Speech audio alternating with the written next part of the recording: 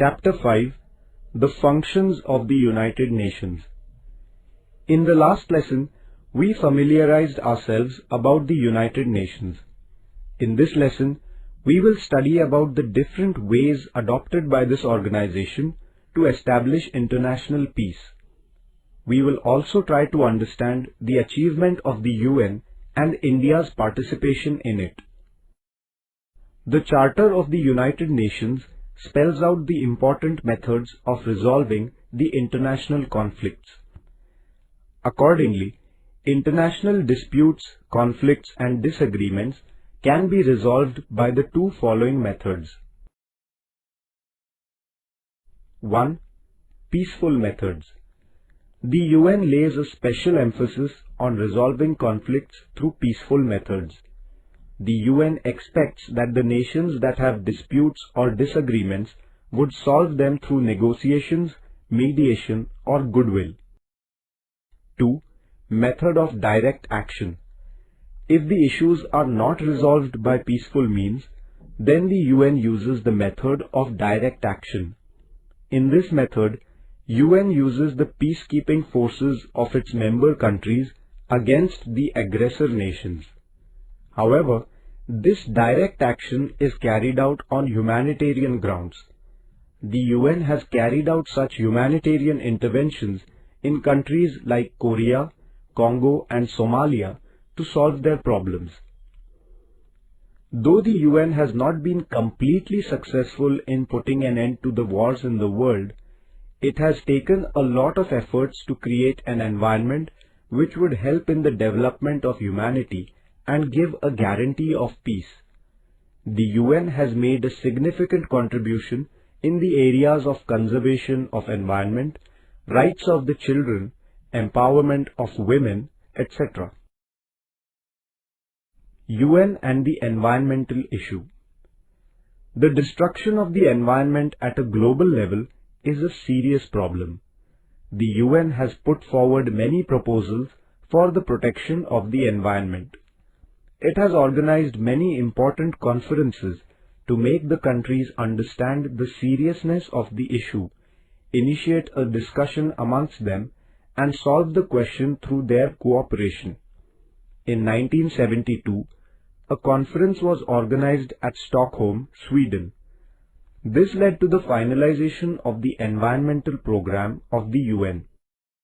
Thereafter, an international commission was set up on development and environment.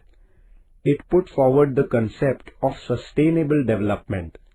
The organization of the Earth Summit in 1992 was another important step in the efforts for the protection of environment. This conference discussed issues like the depletion of the ozone layer, protection of forests and other natural resources, biodiversity and control over pollution. In the year 1997, an international agreement regarding environment was signed. This is known as the Kyoto Protocol.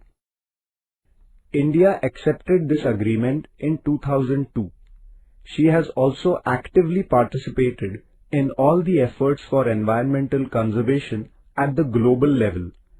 India has given priority to the issue of environmental protection while deciding her economic, industrial, trade and other policies. The United Nations and women empowerment. The UN has supported the idea of the empowerment of women and male-female equality. The UN has declared 8th March as International Women's Day in order to draw the attention of the world towards women's issues and to find solutions to them. The year 1975 was declared as the Women's Year. Not only that, 1976 to 1985, an entire decade was declared as the Women's Decade. This organization has set up training institutes and an independent fund for the development of women all over the world. The UN collects information about the different problems relating to women. On the basis of this, it takes important decisions and implements them. India's participation in the activities of the United Nations. India is a founder member of the UN. She has accepted all the aims and objectives of the organization. India has played a very important role in the peacekeeping functions of the UN. Quite recently, the Indian peacekeeping force in Somalia carried out tasks like digging wells, supplying water, running schools, providing health services, etc.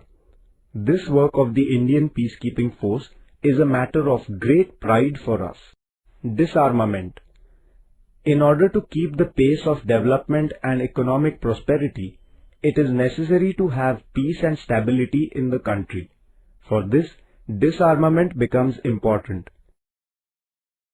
Though attempts are being made for international peace, some nations seem to be escalating the arms race. This arms race can create an environment of mistrust and suspicion among nations. Disarmament refers to the idea that international peace can be established if armaments are destroyed, their production is stopped, or there are limits on the use of armaments. In 1959, the UN declared universal and comprehensive disarmament as its objective. India's policy of disarmament. India has supported disarmament and has always responded to the efforts of the UN for disarmament. India has a principled opposition to nuclear weapons because the world faces the threat of a nuclear war. She has supported the policy of nuclear disarmament at the international level. No first use of nuclear weapons is the most important principle of India's nuclear policy.